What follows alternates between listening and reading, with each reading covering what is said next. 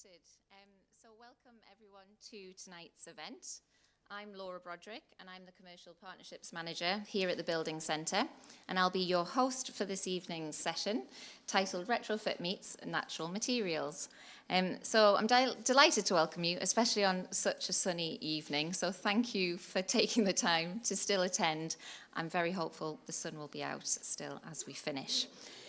So just a little bit about Retrofit Meets. It's our in-person event series, panel events that connect people through the themes and topics relevant to the Retrofit 23 exhibition, Deep Retrofit of Homes at Scale. The talk series is being curated by the Building Centre, featuring guest speakers presenting a project or a provocation, followed by a Q&A session with you, our audience. Tonight's event is the second Retrofit Meets, and the recordings are available and will be available going forward, so you can share it with your colleagues and friends afterwards. Just some housekeeping notices. If you could all be so kind as to put your phones on silent, that would be super helpful for our speakers. There are no planned fire alarms or drills, so if you do hear an alarm, it will be a case of evacuating from the building, following the fire exit signs that are to your left and towards my right. I'm here with my colleague Patty, so we will obviously support and help with that process as best we can. So back to today's session. We're going to be hearing from two architects. Both will present case study examples and explore the application of natural materials in their projects and consider how we can encourage a greater uptake and appeal for retrofit and the use of natural materials. First to present will be Natalie Black, owner of Enbee Architecture and Design, a practice based in Herne Hill, specialising in sustainable architecture and retrofit projects. Natalie will present first, sharing how low-carbon natural materials reduce the energy loss of buildings, can create healthy indoor environments, and much more. Next, we will hear from Ewald van der Straten, director of Bradley van der Straten, an award-winning architecture studio that specialises in refurbishing, extending, and building homes for private clients. Ewald will discuss a specific project, as well as sharing ideas of making homes livable, healthy for occupants, kind to the environment, and also beautiful. Plus, we are delighted to have Giles Bruce also join us this evening to steer and guide our Q&A after the presentations. Giles is an architect and an educator, working in private practice with A0 Architects on both retrofit and new build projects, teaching and tutoring at the Architectural Association as part of Environmental and Technical Studies and the AA's Low Carbon Group.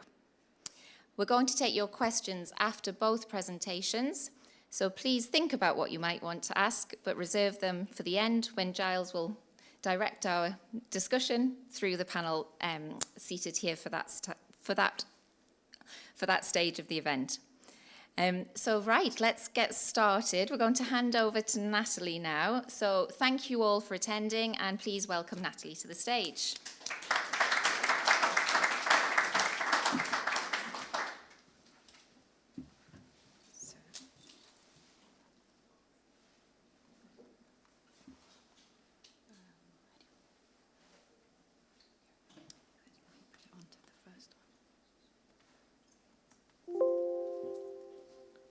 So to move it forward, it's just up and down.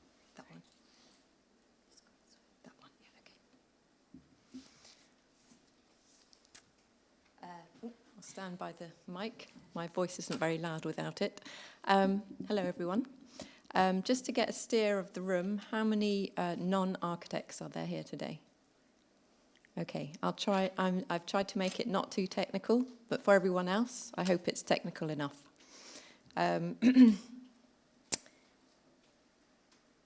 So these are the things I'm going to talk about today, why I chose this route, why my role is important, why materials matter, a little bit about what we know about our homes, a case study, and a few of our results. So this is a picture of two homes, one retrofitted and one not, the one on the left being the one that isn't retrofitted. And you can see the one on the right losing loads of heat. So just thinking about your homes here, Is anyone living in a period property? Yeah, quite a few. Is it hard to heat? Do you have areas with low temperatures, damp or drafts? Yes, okay. That's generally the case. And how cold was it this winter? I spoke to some people who said their homes were below 12 degrees, which I was quite shocked about. Did anyone have that kind of temperature? Yes. And then others below 16. Did many people manage to get their homes up to 21 degrees with no a consistent heat across the whole house? That was our aim with the retrofit project that we did. So a bit about me. This is where I was before 2015. Hadn't really taken the climate emergency on board. But I saw a program that really woke me up, and I was left wondering, what can I do? A few weeks later, I went to EcoBuild, which is now called Future Build, and took on a retrofit coordinating course. I read Naomi Klein, and I joined a local campaigning group. And this is what I wanted to do. And I certainly didn't expect that by a few weeks ago we'd have this in the news to say that we were very close to reaching the 1.5 limit that we're supposed to stay below, even if it's only temporary. But I'm a pragmatic optimist, I've found out. And in researching what to do, I came across Project Drawdown through my campaigning, which had a whole load of things that you can do in the building industry, which includes the insulation that we're talking about, retrofitting, green roofs. I've got a green roof going on one of my projects now, solar panels, energy efficiency, and trying to reach net zero. So it turned out quite a lot. Why is my role important in this?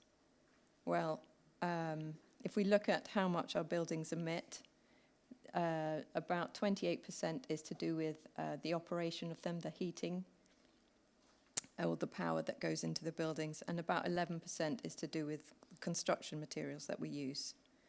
So it turns out that materials are quite important. I came across a Canadian company, I'm half Canadian by the way, that had some very nice infographics and little films about some of the things they were trying to do. And this is a screenshot for them looking at conventional materials versus carbon storing materials. So they show the lifespan of from sort of harvest or digging materials up through to construction.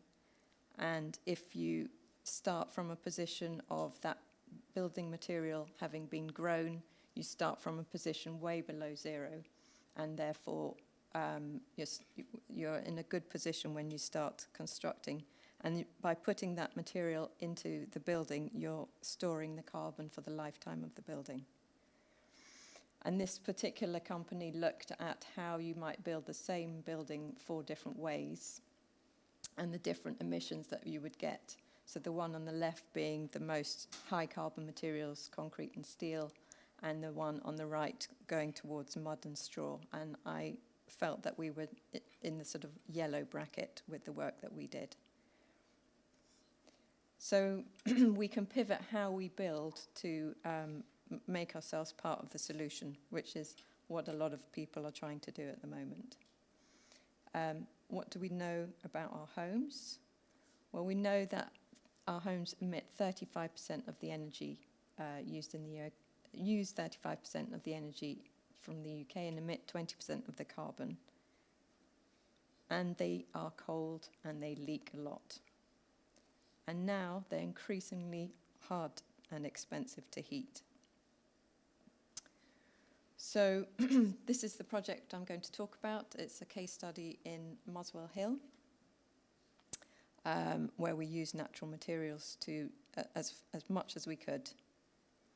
And I just wanted to show a few points that might be trigger points for a retrofit that we were advised at the Retrofit Academy, and are great starting points for having that conversation with the client.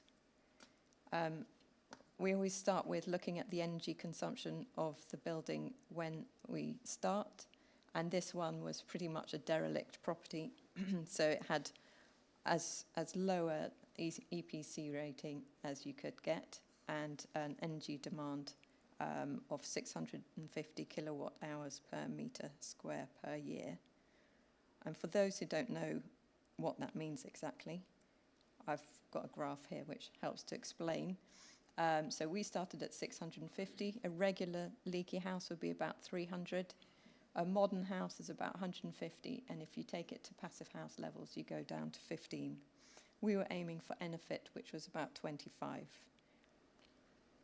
And Letty have put all this very nicely in their own documentation, with having an exemplar retrofit reaching about 40 kilowatt hours per metre square per year.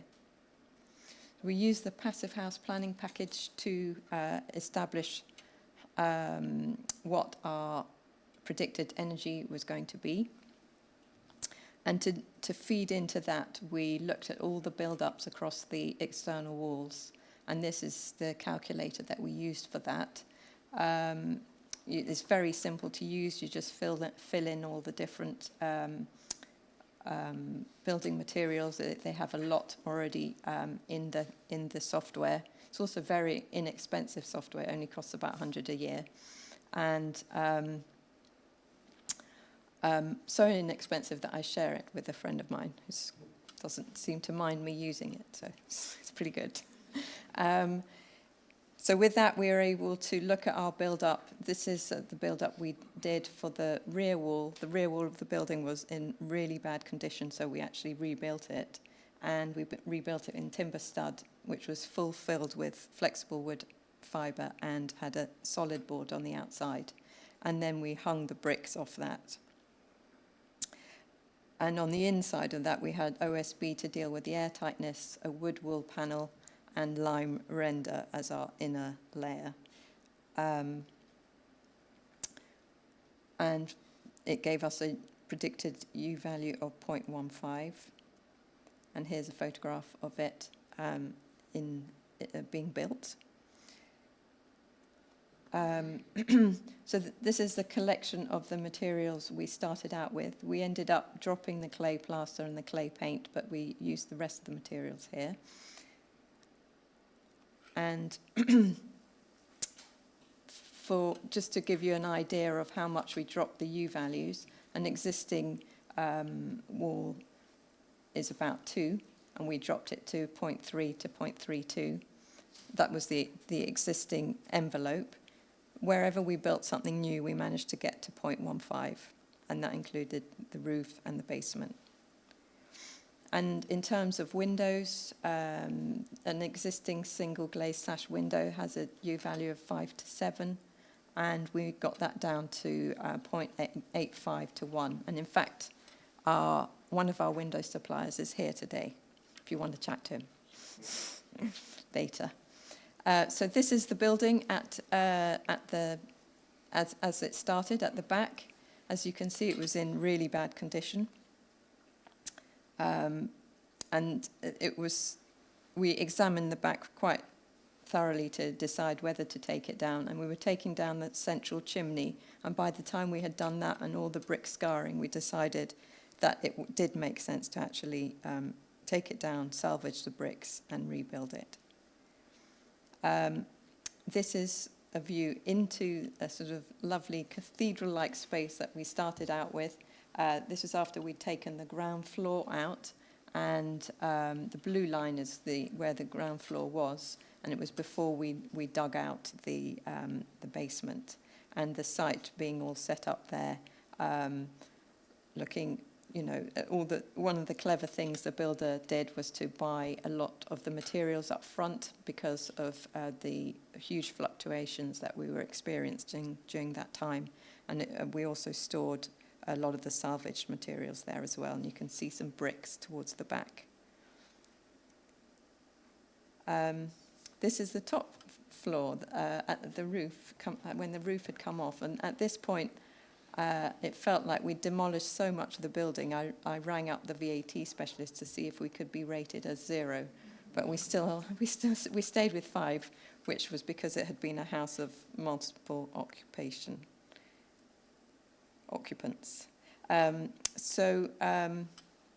This is a shot of the rear wall being constructed in a timber frame, waiting to have the insulation put in it. And I rather like this shot because you can see the bricks all being stacked up here. And in some places we substituted the flexible wood fibre with wool because there was some supply shortages during the project. So we're starting to gather how much of each material we used so that we can do a life cycle analysis. But so far we've got as far as gathering the areas and some of the volumes. I rather love this shot. This is the client looking very pleased, standing with all the wood fibre around him. At this point, the structural engineer got in touch and said maybe it would be best not to have it all on in one area because it was quite heavy. But I love this shot of him, and we also filmed the project, so it's a little shot for the film. So you can see here the flexible wood fibre going in between the stud work and some of the structure being buried by the insulation. The passing through of structure from the outside into the potential internal zone is always an area where you might have a cold bridge, and something we had to attend to throughout the project. We used a lot of OSB.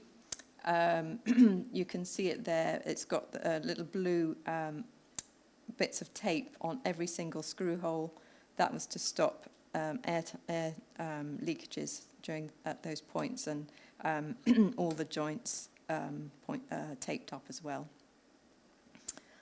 This is another one of the client standing at the window at the top, on the top floor, exclaiming wow with excitement as he looked at the view for the first time and experienced what the space was going to feel like, and it was a very satisfying moment for us. Here I'm explaining a cold bridge where you've got the steel being wrapped with aerogel blanket, which isn't a natural material, but it is what we use for the difficult areas where we needed a very thin amount of insulation. And you can see it here, another bit of steel wrapped with the aerogel and wood fibre on the right-hand side. We lined all the walls with a lime and cork mix called diathanite, which was sprayed on, and we used, on the existing walls, we used existing external walls, we put wood fibre as well, and with that we managed to get to the 0.3 or 0.32 U value. We had an excellent structural engineer who's known to Giles, who's sharing the next part, called Toby, who was really on board with making the structure as low carbon as possible. So it was a really good collaboration between us, and we managed to reduce the amount of steel significantly. So just checking how much time. Is that 15? Yeah, you've done 15. Okay. The basement is a whole story in itself. It's the most difficult thing to make low carbon. I'd noticed that Toby had specified EPS as part of the formwork for the underpinning. So we made use of the added insulation of that to work out our build-up for the basement. And I went to Tarmac and London Concrete to get specialist concrete mix, which we made it was not only low carbon, but it contained LiTag, which made it an insulating concrete as well. And in working out our build-up, sometimes we would have these little drops of water show up in the calculator. And if they showed the drying time to be too long, then I would advise the client that we needed to get a woofy calc to ensure that there wasn't going to be a problem with moisture over time, because Ubicus gives you a snapshot of 1 day, whereas a woofy calc will look at it for 10 years. So of the high carbon materials that we used, we had 63 cubic meters of low carbon insulating concrete, which we worked out had a 71% saving on carbon emissions. But the GGBS that gets imported, so it's questionable whether that is really as effective as is claimed in terms of being low carbon.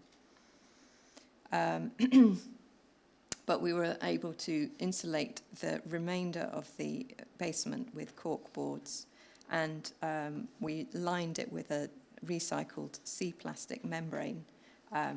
So we were trying to do environmental things with every move that we made. I do need to say, though, that because of delivery constraints, we had to pour in 2 cubic meters, and we couldn't always pour as much as that with the underpinning. So we had to throw some away, which was very painful. However, we did manage to salvage 14 cubic meters by using that in the extension foundations. So we started at 650. We got to 35. And that works out as a 95% energy efficiency improvement. So a few photos of the project, starting the beginning, the middle, the end. A couple of photos of the front. The front door, also Einars, who's here today, they do a fantastic replica of existing doors, and that's what we had here. So we've got a passive house front door that's made to look exactly like the original.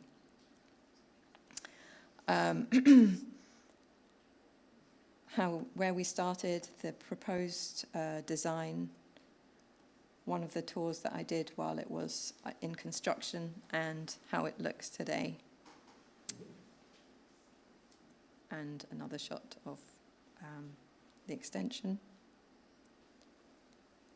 And a few shots of the interior. We don't have much of the interior. I didn't have the...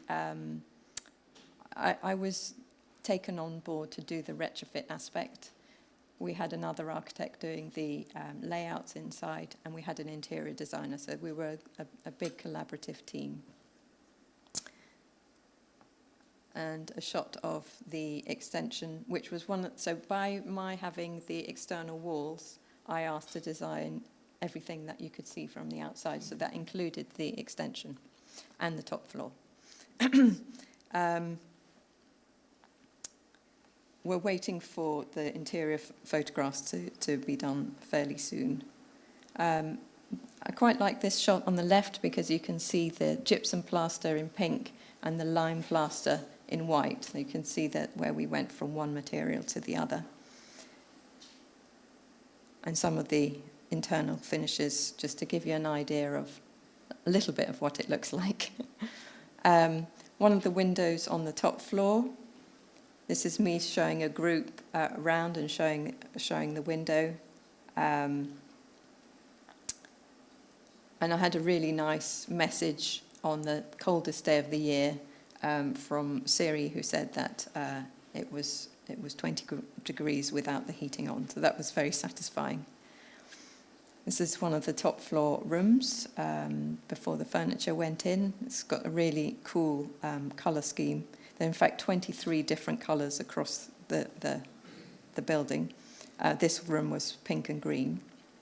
And that's the other side, the other window, looking out onto that view that the client was so impressed by.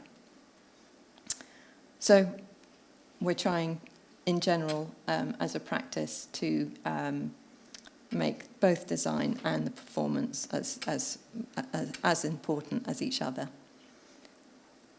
And now there's a film, just for a couple of minutes. This is a project in Moswell Hill. It was a building that was derelict, and it was an ideal project because it had to be stripped back right to brickwork and all the stud work inside the building. And that's a great way to start when you're doing retrofitting. You're starting with the structure, so you've got all the elements that might have been problematic stripped back. And the other aspect is that we have a very, very willing client who is absolutely passionate about the process that works best with a building of this type, and that is to use natural materials. So we're retrofitting with low carbon natural materials that are all breathable, and they have the same building physics as the original building. That's really, really important, because if you put materials that are in contradiction to the building physics, so for example, non-breathable materials against an old brick wall, you can end up with interstitial condensation between the new material and the old material. So we're using materials that have been studied at length by various universities and by the early retrofitters to see how well they worked. And wood fibre and cork and lime plasters and diathanite, which is also a lime cork mix, they all work really, really well with the old building stocks. And that's what we're trying to do here.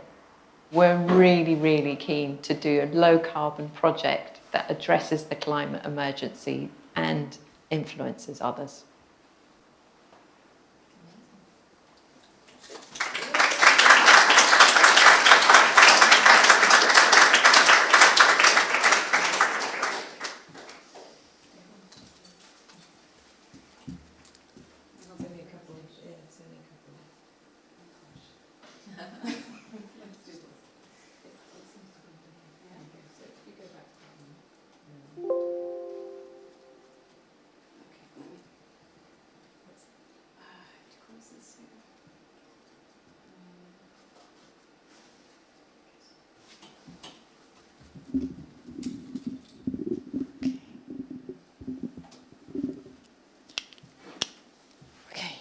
So with the tours, the film and talking, I am doing a bit of this after all. It's my collaborators on the project, Johanna, who brought the project to me in the first place, who did all the internal layouts, Paul, who was my friend who worked on the project as well, and Thomas, another friend, and Trix, friend of Thomas's. And then the rest of the team who were all there with us putting this fantastic project together. So that's it. Thank you very much. And if you want my Instagram, which connects me to all sorts of things, the film, my website, feel free to take a photograph or so that we can connect. Thanks.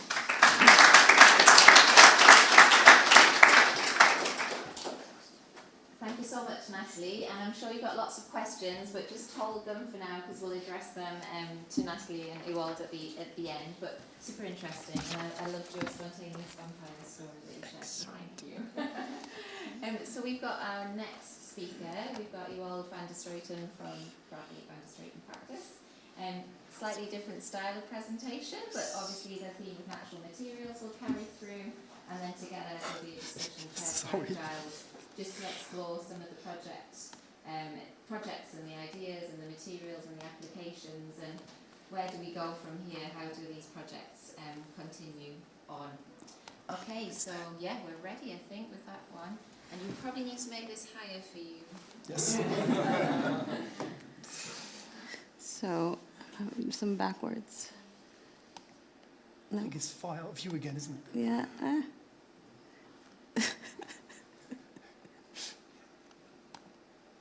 Yes. Yes.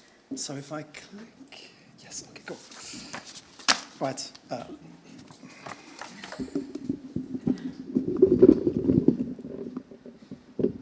Is that all right? Yes. Laura, thank you for the lovely introductions. It's a pleasure to be here to speak to you all today.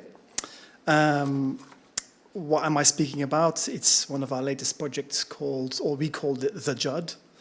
And we'd like to think, oops, what have I done? We'd like to think it's a good combo between aesthetics as well as sustainable features for renovation. And I'm talking you through some of our process and the things that we've learned as a practice as well as professionals. I do have to confess, Laura has contributed to half of the title of this presentation. So thank you for the challenge. Now it's up to me to live up to the expectations, and happily to do so. Hopefully I meet those expectations. So who are we? We are Bradley van der Straten Architects. We are a small team of 6, 2 directors, 4 staff. We specialize in the private residential, and we intentionally keep fairly small for now, that is, so that we can make, am I jumping ahead again? Nope. So we can remain creative, we can deliver a bespoke service, and be very individual. I have to admit, I am not an expert in sustainability. I do not have an engineering background per se. It's not something I'm necessarily solely want to be an expert in either. I'm working towards that, but that's our background. I'm an architect, but I love designing, I love sketching in the office, and most of all, I love solving problems for people. So our approach is 90% of our workload is residential renovations of Victorian buildings. We are not yet data-driven. We have, of course, a healthy interest in that, but it's not the sole goal to harvest and kind of dive into that. We are not yet consistently attracting clients with a big sustainable agenda. That is growing, but that is something that is then, we start from 0 and we educate and maybe end up at 50, if not more. We are about gradual introduction of sustainable features in our own portfolio, and sometimes also that gradual introduction of sustainable features in projects if there isn't that sustainable agenda. And we are happy with that. We take great satisfaction from that. We are about self-learning through CBDs, desktop research, speaking to manufacturers. We haven't got this big R&D arm in our practice per se. Our approach is very much about being comfortable in the house as a main. It sounds obvious, but that is proven to not always be the case in Victorian properties in wintertime. And then we love design to be colorful, fun, and just very livable. Sustainability and healthy homes is a part of that, but it's not its main feature. So why have I chosen this project to present to you today? Its retrofits aspects are invisible at the end of the day, and most of them are. In general, it wasn't that main goal. It was, for us, bringing our knowledge together at the time in one project. So we had various elements executed in various projects. It was very nice to finally bring it together. And we attempted, or this became our own blueprint of rolling this type of project onto others, and now that is already being referred to and works as a benchmark to kind of educate clients with. Sorry, I keep looking back because I can't see it on this screen. Clients, well, the location was in Tottenham, amongst many other terraced Victorian houses. It's a very typical setup for London. It's a very typical setup for the UK. The clients were Patricia and Gwen. Patricia was a former furniture restorer, very detail-oriented, versus Gwen being a retired solicitor. They lived there for 20 years, contemplated of moving, then thought, actually, this location is amazing, let's just go for it. And then I think this quote of a client is summarizing the sentiment at the start of the project of them wanting something beautiful. It came back over and over again. So you can see it wasn't sustainability part of that initial approach to us. So what was wrong with the existing building? Quite a few things. I think Natalie has summarized that for her project as well. Underused spaces, poor flow and layout, lack of connection with the garden, cold. I've put an exclamation mark here. It was just a basic that wasn't covered, very cold throughout. They needed a bit more space, and then the house felt quite underwhelming. It just lacked interest throughout. you might recognize this guy. What was the challenge? This is a poster from the AGO Architects Journal. The greenest building is the one that already exists, and that is very much the case for this project too. We didn't want to kind of, actually I've just jumped. I've skipped the challenge on the end results, apologies. The challenge was here to just satisfy both things, beauty as well as sustainability, and how to marry those. The end result is something that was inspired by their art and artists that they were inspired by, colors, textures, pattern throughout, obviously feeling comfortable, healthy and low toxic, and a low in-use carbon footprint. So low energy bills, low carbon in-use, not necessarily embodied. So I'll get to that why. So going to footprint, our starting point wasn't to extend. We are very much about starting with what's there, retaining the overall footprint, taking away certain parts, opening up things rather than adding more. And there were almost like surgical interventions to unlock the plan, to unlock that layout, to make it work harder for contemporary living to the way they want it to be. We used the party wall of that typical side return extension that was already there, lined it with insulation. It's not uncommon for us to end up with fewer square meters of living space rather than more, but then of course with a much higher quality to be in. Resolving a problem with extending a house isn't necessarily our starting point. Waste and the reduction of that waste has been deployed, I suppose, with reusing materials where possible, where we used roof lights of the existing side and moved them to the loft, a suite of the existing bathroom, move it into the new bathroom, and then we set ourselves an interesting design challenge of designing a bathroom in such a way that we cut as little tiles as possible. So it's a combination of sustainability and design, and the result of that you can see later. We cut 7 tiles in the end, instead of 2, so there was a mistake made. The UK context of this type of house is like I said, very common. It's notoriously leaky, low levels of thermal performance, make it very expensive to run and very challenging to make comfortable. We all know that. I think this must be the most common typology in the UK, and I think this is where us as architects can make the biggest difference to the built environment to get it to net zero. And we very much take that to heart, and we do that at one project at a time. We again, like we said, we're very happy with that approach.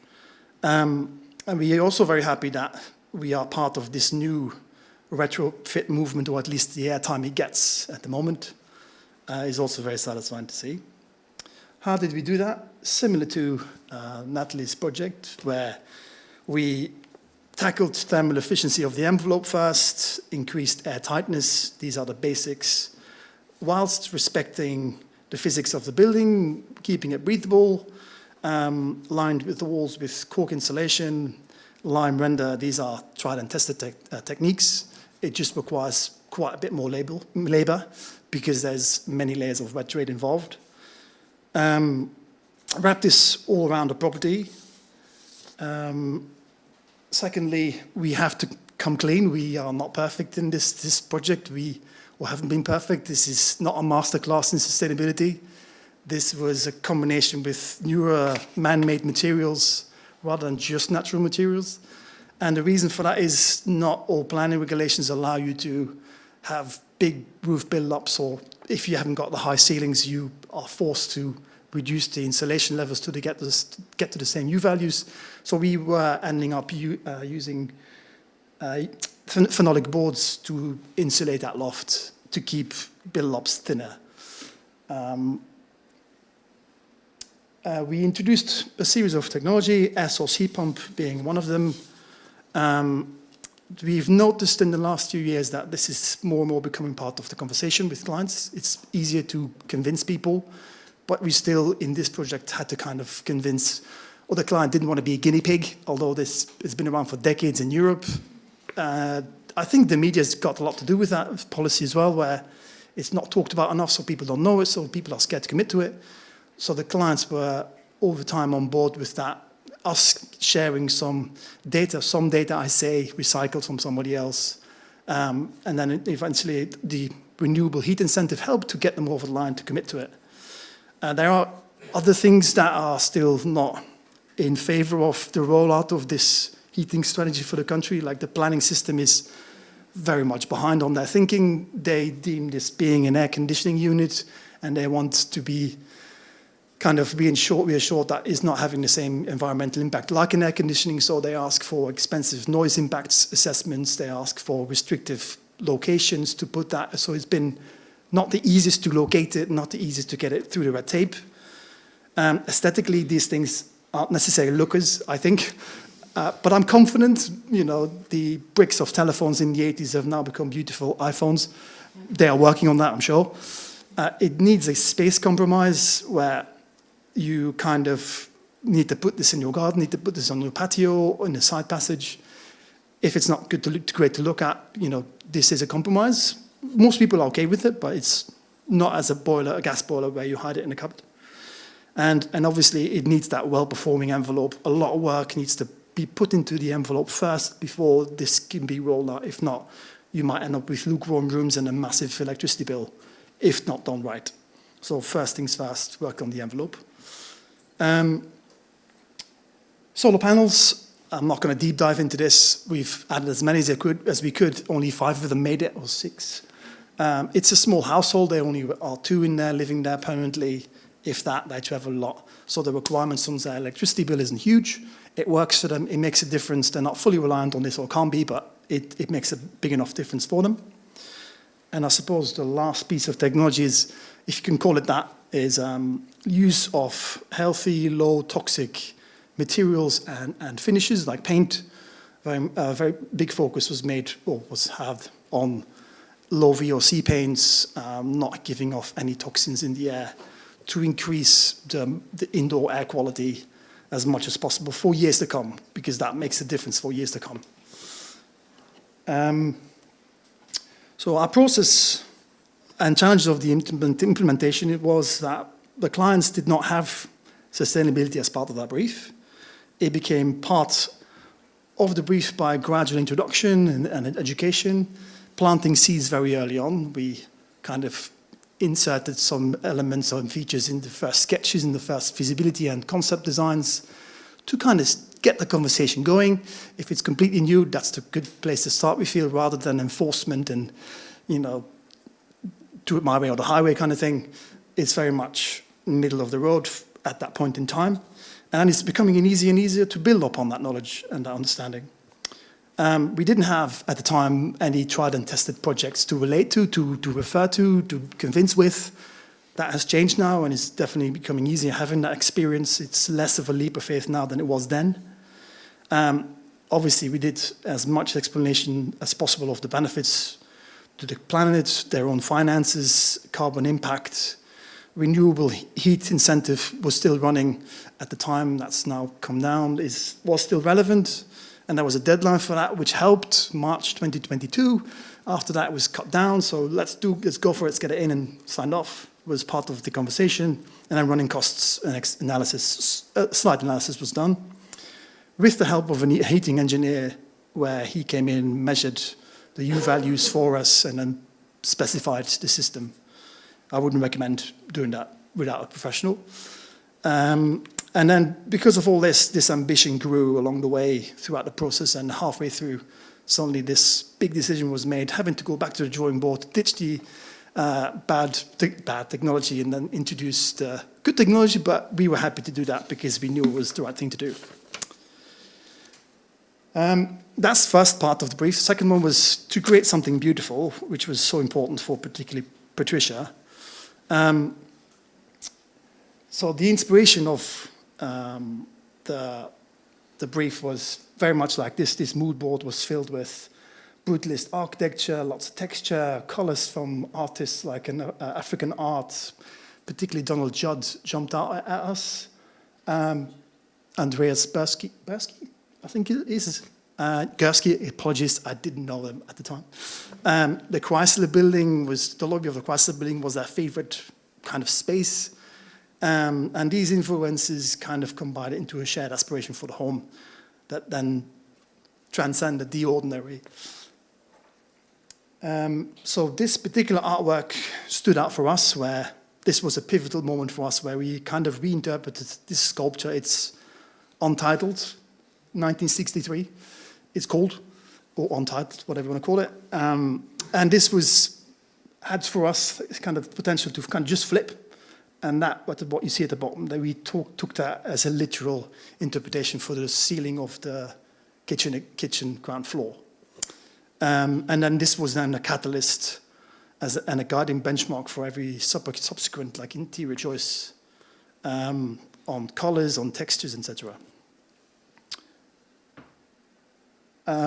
Color being number one, there's lots of it. The original house just lacked loads of it. It needed that vibrant transformation. The clients felt like there was no love for design in the original house. There was no color, there was no pattern. So we, again, took great inspiration from that mood board.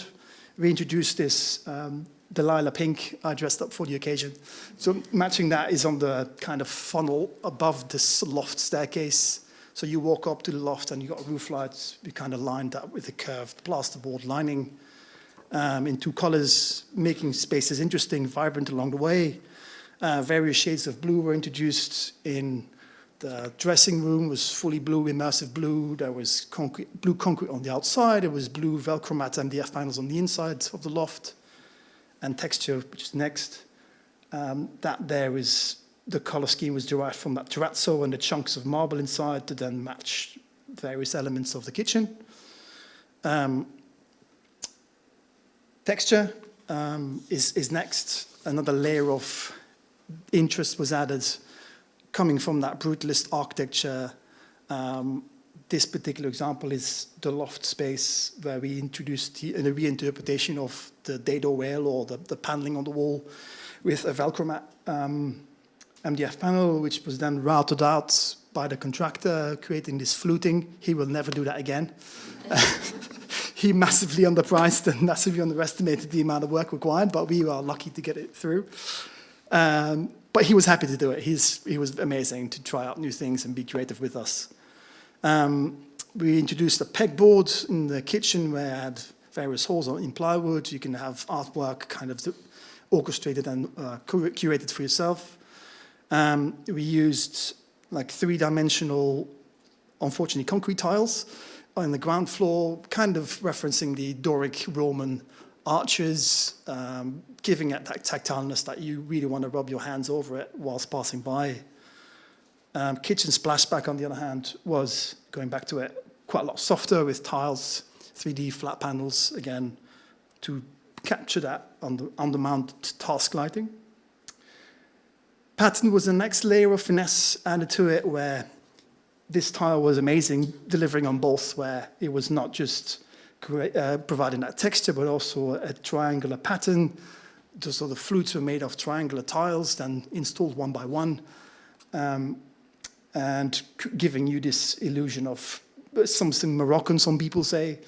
Other patterns are the kitchen floor being a stacked bond with just engineering bricks, more rectangular, and then obviously the pattern of the underneath the side-turn roof is the arches, just like the sculpture did, which is what you see here. So it's that interpretation, upside down, smooth ceiling, and then the arches cut out with lots of glass above. What have we learned? We know we can't do it alone. We are a small company with limited spare resources to undertake big chunks of research. So we are now relying for these kind of projects massively on an energy consultant. They can be cost effective. They are kind of making small business cases of what to invest your money in, what is going to give you the best bang for your buck, what needs to be addressed first, gives you a long-term kind of vision with you, reinforcing has enforced our kind of approach as well.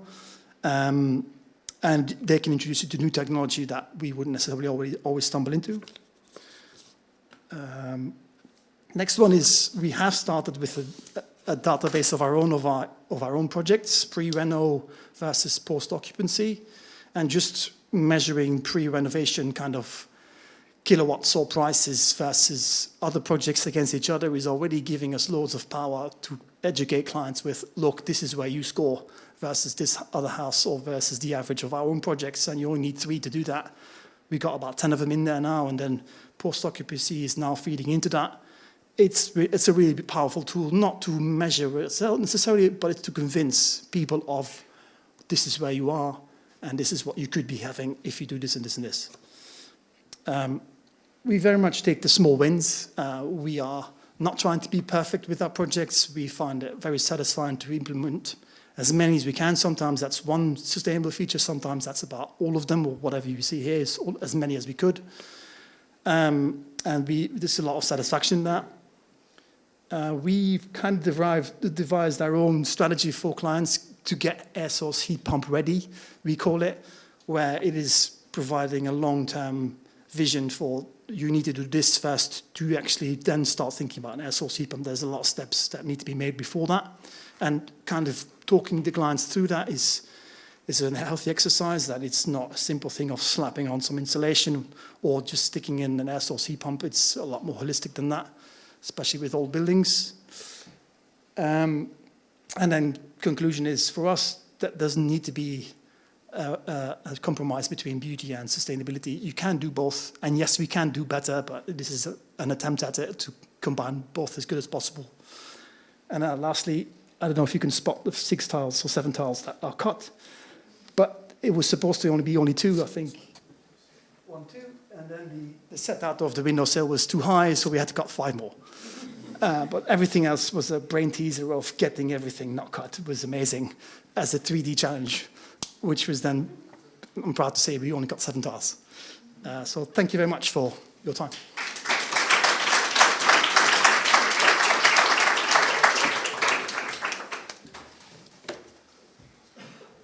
So our speakers are going to take to the stage again, and they're joined by Giles Bruce. Giles, do you want to say a quick hello to the audience? Hello. So Giles has the privilege of leading the Q&A. I think you're going to start with a few questions that you pose, and then open it up to the floor after. Is my mic working? Yeah. Joe, is mic working? We're good? Yeah? Okay, well, Yeah, we'll just test on behalf of everyone, thank you so much. 2 really inspiring buildings and 2 inspiring projects. I'm particularly drawn by the process, and I suppose any of us who are in architecture, the first conversation with a client, and then all the people you meet on the way. At some point you get your structural engineer involved, and that's a critical, in your point, Toby, you mentioned, and then you get your planner's input, and I think you'd mentioned about things that you could and couldn't do, and limitations that imposes, and then you go through your tender, you get your builder, and then you, of course, deliver the project. And that process, I think, is obviously full of opportunities or challenges to meet your aspirations with respect to making a building low energy or low embodied carbon, etc. I wonder, could you both, in a way, describe to us the people along the process, and in a way, some of how those people helped you achieve the end result? Maybe you would. Do you want to go first, Natalie? Natalie, you'd like to tell us? I think you've probably got more to tell about than I do. Well, I don't know. One thing that was really helpful was that the client was really on board from the beginning. They had already been doing research into low carbon plasters and things, and they were doing quite a lot of research themselves. So that was an easy win. You know, we had a meetings of mind right from the beginning. So I didn't have to, and also he was an entrepreneur, so he was quite happy to engage in something that others might consider to be risky. He was like, "Oh, I've heard about this, let's try this," and he was like, "Great, let's do it." So that was always very nice, and made it an easy process from that perspective. Planning, I don't know, we had a few things with planning where we weren't able to insulate anywhere externally because we were at an end of terrace, and you could see too much of the building from the street, and it's going to be a conservation area, so they were using some conservation area guidelines being a conservation area with us. When I came on board, the project had already started, so I had to ask to get rid of certain things, like we had a survey which wasn't very good, so I said we had to resurvey it to be good enough for retrofit. And we had a structural engineer who wasn't interested at all in doing something low carbon, so we had to get rid of that structural engineer and bring another one in. And the client was always, having already spent money with these people, was, you know, pretty calm about having to change some of the team.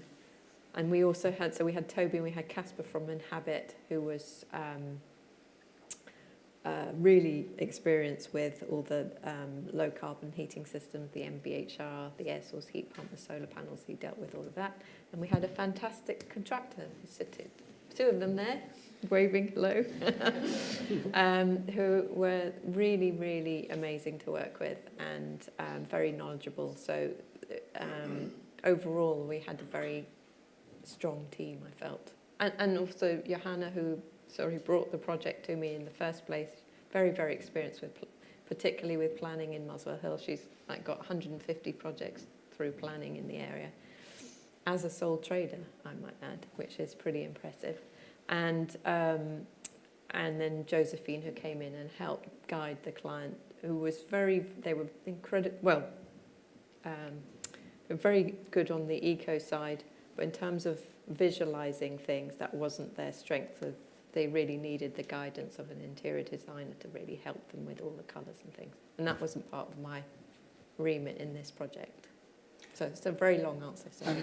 And just to, then, Ewald, you mentioned that your clients had no expectations, and in a way you built them up to, That's right. to certain things that We didn't have the intention to make this our exemplar project or having this as a blueprint, but it kind of grew that way. They were very open to doing the right thing along the way, and once we felt that, we kind of amped it up. This is what you could do, this is what you could do.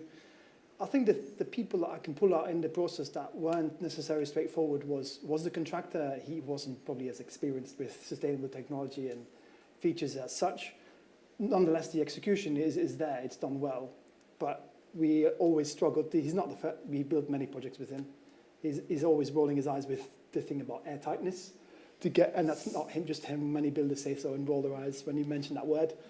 But it's quite a pedantic process, as you probably know, and I've seen it, like taping up all the screw heads is impressive, and taping up all the joints. I've seen that, but not screw heads before. That's new to me. So to convince him to be saying that's important, please do so, kind of dangling the carrot of do so. If not, we kind of have to subtract something from your next valuation, to kind of prompt him, and he got it in the end, and taping up was part of the process. I think the planners, we've learned just to bypass a planning application and do it as permitted development. Not just on this project. You can do it under permitted development if you kind of step away from the boundary more. Even in a conservation area, you can go that PD route. Just read the lettering of what their guidance is, and you can put it on a roof maybe, which is much more in view for everybody else. But that's what the planning regulations do and say, and you can semi-bypass, do red tape there. I suppose the last thing that I can pull out as a person that was challenging at the time, we hadn't done this air source heat pump yet. We went down the route of a heating engineer, which is a third party. It's not linked to a manufacturer. It's not linked to a product. He was a contractor. To get him to pin him down at that time of the renewable heat incentive running out by March 2022 was a challenge, because he was just so busy and backed up with installations everywhere around the country, and specifying him to get the specifier that in time and having that installed and everything else with it in time for the March 22 was difficult. So we relied on the willingness of the contractor to convince him, look, this is going to be your first heat pump. We should push and take away as much of his scope into your scope with pipes installed by you, not him. And it was a bit of to and froing between the heating engineer and the plumber of the builder. We made, in the end, the clients got their £7,000 of incentive over time. Those are the things I can pull out. Very interesting. A big audience and a microphone. So would anybody like to ask some questions to either of our speakers today? And please wait for the microphone because we're also recording it, so the mic's really important for that.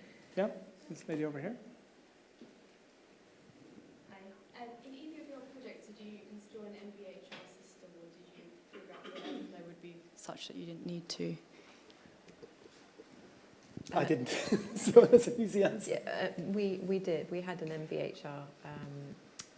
I think you do have to deal with, when you insulate, you need to, there's a saying from the Retrofit Academy, insulate, ventilate right. So it's really important that the ventilation is dealt with. And because we took apart so much of the building, we were able to run all the runs, which is one of the things that's difficult to do in a retrofit generally, if it's not as invasive a retrofit as ours. But yeah, we had an MVHR. I can add to that. We had that on the books of ideas, and because we didn't remove every layer of the existing fabric so far that it would be hidden completely, we kind of ditched the idea of installing it. You can't hide that, so it's going to be very visible. I mean, this is a big one here, but you would see a pipe down the ceiling. You would have seen a pipe down the ceiling in our case. We've learned now recently on a new project that you can install like a mini MVHR system that very much acts like a bathroom fan with a mini kind of heat exchange system inside. So that's more local. Every room would have one of those. And I think that is a good route to explore on this project or anybody. So there is tech out there that tries to deal with that, but it's probably not perfect yet. There's a question here. Yep.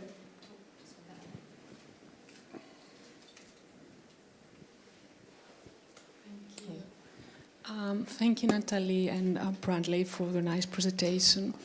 I've got a question for Natalie and one for Brandley. Natalie, I saw the facade of the building. You had there were a lot of big openings. I'm wondering what measures did you take in order to avoid overheating, and how natural materials help on that? And Bradley, I love the colors that you use on the interior. I would like to ask you if you choose the colors according to, for example, reflect the light inside the building, or you try to somehow balance, those things, or play with shadows and helping with the occupants to relax and with their mental health.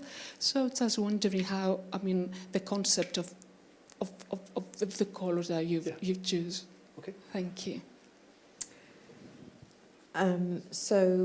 We did, so in terms of, we did look at overheating for the summer, and we have some external blinds, which we've got on the extension, and we've also got them on the top floor. And on top of that, there is a small aircon unit to deal with additional overheating potentially in 2 areas. But generally, well, we'll wait to see. It hasn't got very hot yet this year, so I'll tell you next year. It's coming. It's coming. It's really impressive. The amount that you managed to reduce the energy consumption, from 650 to 35. It's really amazing. Thank you. Colours. That's a question we get asked quite often, and it's a hard one to answer because there isn't a clear-cut answer of this is how we do it, this is how we select our range. It is a very subjective matter, but also we try to make it as objective as possible. Sometimes we start with, in the kitchen particularly, we had a beautiful terrazzo worktop that was chosen as the feature material, and then we based the color scheme of the whole room on that. There was pinks in there were greens in there, and that is reflected in the choices of the other elements like kitchen island and walls. That was the easy part. There are rooms in that house that are very adventurous, in my opinion. Jessica, our associate, is very into colours, and how she selects colours, I still don't know to date, but somehow it works. The ensemble of greens and pinks and whatever dark colour to go with that works somehow. I think the Adobe color wheel works with that, the application, which gives you kind of a range of complementary colours that work together. It doesn't mean we follow that to the letter, but it does test the thoughts that she or we might have about colours. Yes, of course, like light and dark, those are the easy parameters to exclude colours with. We wouldn't put dark colours into a dark area. We would do the opposite, use lighter colours in dark areas, unless you want to make a statement of moodiness, which we have done. The darkest bedroom at the first floor, the rear, was a dressing room, kind of trying to put the attention on the person walking in that room if that person is using the mirror. It was actually very dark and moody. I haven't got a picture here, but it was done deliberately, but we wouldn't do that for a living area where we choose the opposite. And other parameters are just try things out and have some fun, and if it's done wrong, you can always paint it again. That's how the clients were on board with it too. Like, if you really don't like it, just do it again. And they didn't in the end, of course. Yeah, I saw that you use like the white one or the texture of the material you use. And while I was watching the slides, I was thinking the architect was thinking like a reflection, the reflection of the light in the space, or I mean that kind of that kind of game with Yes. light and Yes. colors. And when I saw the materials, the colors of them, and then I would call it solar chimney. I would call it solar chimney.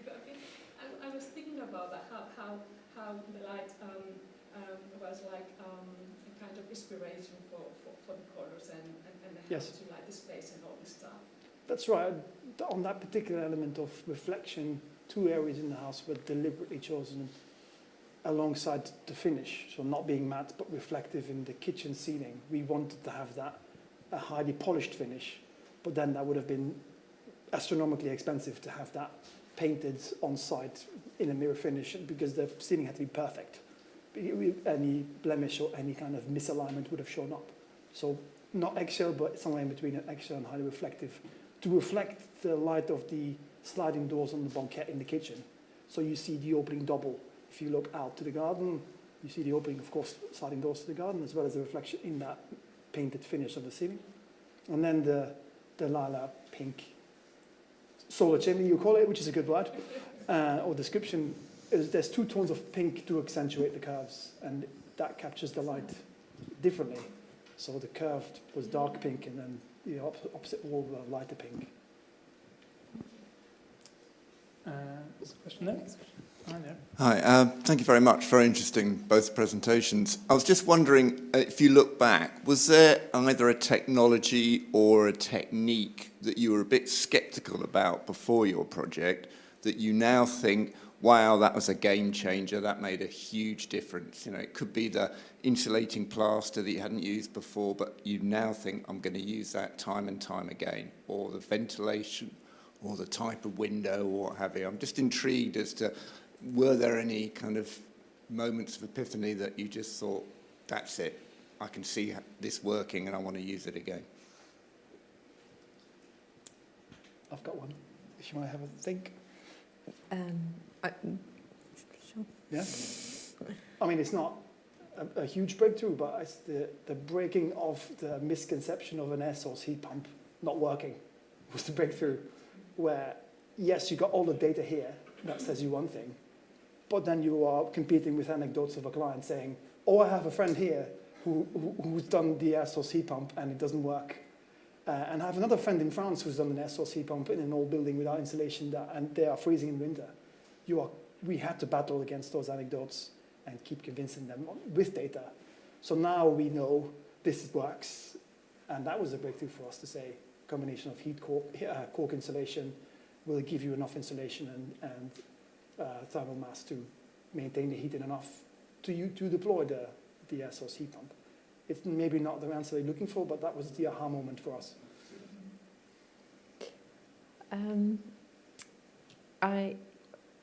I wouldn't say it's necessarily from the project, but it's from some of the work I've done since. I've been looking at what we've been attempting to price build-ups prior to going to tender and looking at the different options to see what would end up being the best value. Especially for clients who don't have as much money. And the sort of sweet spot for the amount of insulation you put on internally to reduce the wall heat loss by 75%, from 70 to 75%, is about 40-50 mil of wood fibre insulation. And in terms of price, that also is the one that's coming out as the best value in our current exploration. So that has sort of made me think that would be one that I probably continue with more regularly. So it's a sort of subsequent exploration into the different prices of build-ups that's been interesting.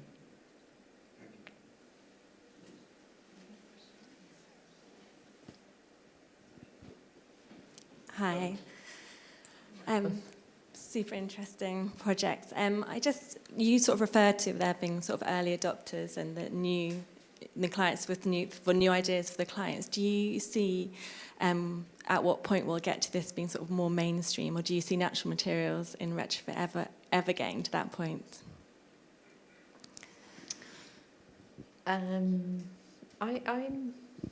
I'm excited about it. We had somebody from ACAN here before. You are, and there was another woman who was sitting over there. There's a lot of work that's going on amongst sort of committed individuals, and I think the more people attempt it, the more demand there will be. My personal feeling is not so much, yes, convincing clients. I seem to be able to convince them because I put it as my questionnaire right from the outset. I'm working with natural materials. Would you like to work with natural materials? These are the benefits. So I sort of put it right out there, right at the front. It's more finding contractors. That's the real challenge. There's not many. Really, really not many contractors who can do it across London. And I think that there's a real skills shortage there. I think architects are starting to get it and get excited about it. There's so many convincing reasons to do it. In terms of health, the way the building performs, the feeling in the building. It's a really amazing thing to do. It's just building it is a bit more difficult.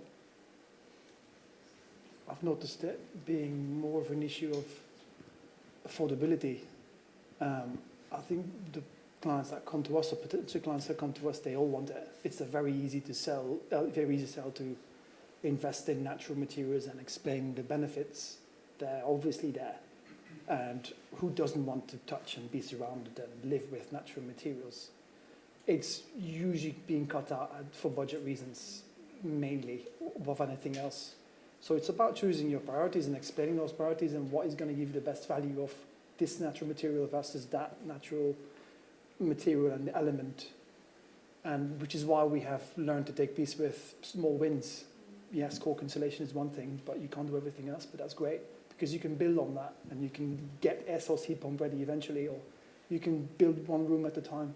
So it's breaking down the affordability process, and the vision has helped with that, to roll it out more and to convince people to commit. And contractors is also an issue. But I think the willingness of contractors is there because it's unique to most contractors that they are on board with it to try something new usually, and it's good for their portfolio. They want to sometimes be creative, which is why the willingness is less and less of an issue. Thank you very much, both of you, for the talks this evening. Very inspirational. And it's important that like-minded people get out and spread the word to as many potential clients as we can. But you mentioned the June 2022 deadline. Yes. Natalie, you mentioned clients on a limited budget and things of that nature, and also the availability of materials and the cost of materials. Is there anything government can do to help the situation, or has done or hasn't done, to help not only we as designers, the clients, but the actual Policymakers. built environment and everything to help make these sorts of buildings that much more affordable and that much more attainable for many, many more people, which is probably what we need. Yes, well, when's the next election?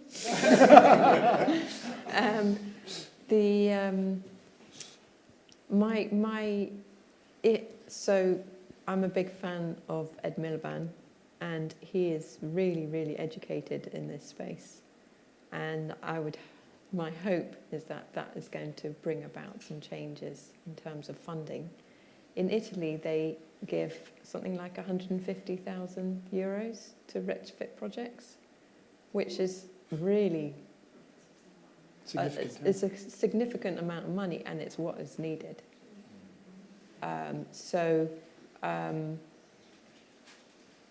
Yeah, I think I don't see it with our current government.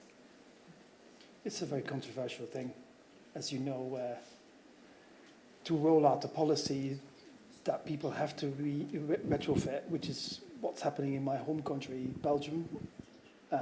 This is a new rule that's came into force in January 23. If your house is energy efficiency F or below, I don't know the exact number, there is a renovation enforcement on it, a retrofit enforcement on it, and that affects housing prices, which is very controversial. But it is a change of the market and how people perceive houses and what they need to invest, which is having an effect on the price they will be prepared to give it. The other difference is, I've noticed specifically in the UK versus Europe, the mindset of buying a house is so different. Like there is, again in Belgium, I can relate to that the most. People buy a house once and they really invest long term. Granted, we joke about it, you buy your grave as well. Like some people who are in their 20s buy the house that they might die in. But it's a very different mindset of investing long term, thinking long term, kind of saying to themselves, house value doesn't really matter to me anymore. Obviously, I might sell, but I will do what I can right now and build upon that, so you can achieve much more. Versus the UK, obviously very much driven about housing prices. There's a lot more flow through of people moving from one area to the next, from one house to the next. We as architects have a duty to explain that the house that people renovate now is still going to be there when you move on, when you pass away. And try to do something now so the next person can build upon that. Explaining the bigger picture, because the bigger picture is being ignored by policymakers. They obviously vote on 4-year lifespans of them being in power. But they can do loads.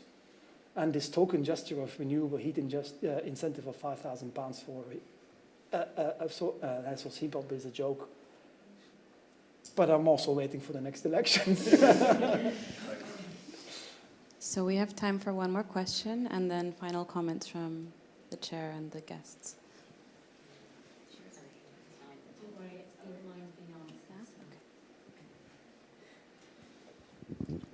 Sorry, mine was for the other project. I wasn't sure what the extent of the retrofit was in your project. It would be great to know, like, how much did the U value change that it could support the air source heat pump? Because obviously that needs to work together. So we haven't gone for any certification target. We haven't gone for NFITs or passive house can't exist, but the NFIT equivalent of that. We haven't gone for a specific number. We want to have this amount of embodied carbon or induced carbon footprint as such.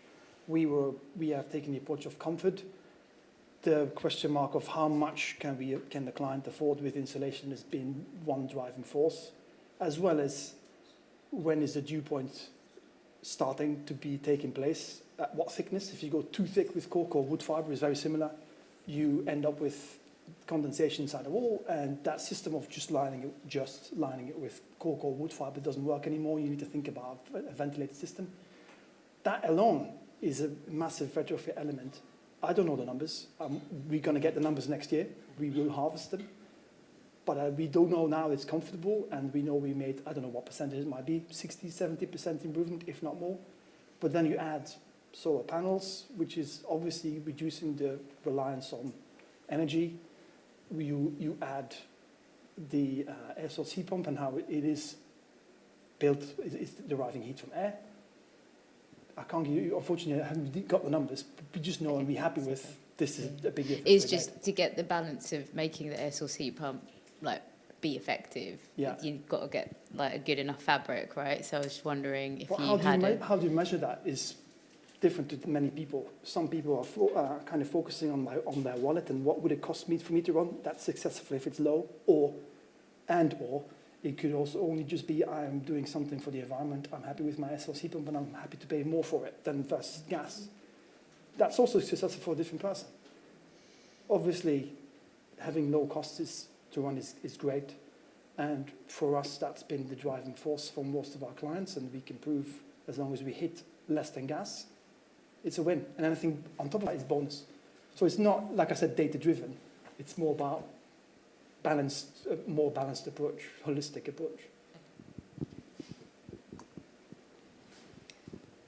Okay, so I think a nice way to conclude it in that, I suppose, at the end of the day, 2 residential projects with very happy occupants who will tell their friends how happy they are. And in a way, I always come back to the point of, the job we do as architects is not just to make buildings happen, but it's to inspire people through that medium. And so 2 very inspirational projects, and I think that each project spawns another project. And so I think that's the legacy I see that comes out of these learning projects, is that they have roots that kind of reach out beyond themselves. And I think that's to both your credit. So thank you very much. I have enjoyed this very much. So thank you very much.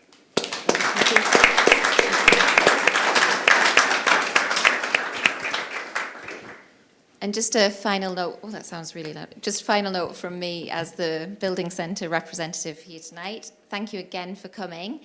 We will be publishing the recording very soon on the website, on the buildingcentre.co.uk website, and on our YouTube channel.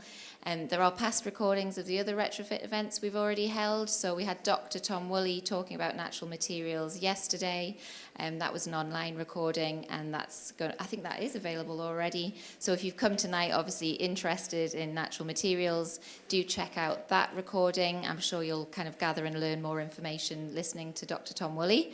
In terms of in-person events, we've got another one next Wednesday evening here in these seminar suites. That's Leeds Beckett University discussing their deep retrofit research projects, looking at solid wall homes in Leeds area and what can be done to improve that building stock.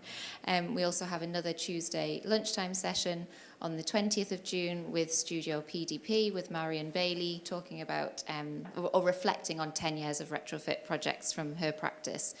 So there's lots coming up, there's lots to watch back, so keep engaging with it. And if you do have any comments, you can let me know afterwards. Patty's also around, and Tom, do you want to just wave?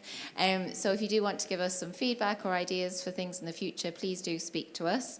The exhibition, I know some of you arrived a bit early and had a look at the Retrofit 23 exhibition upstairs in the main gallery.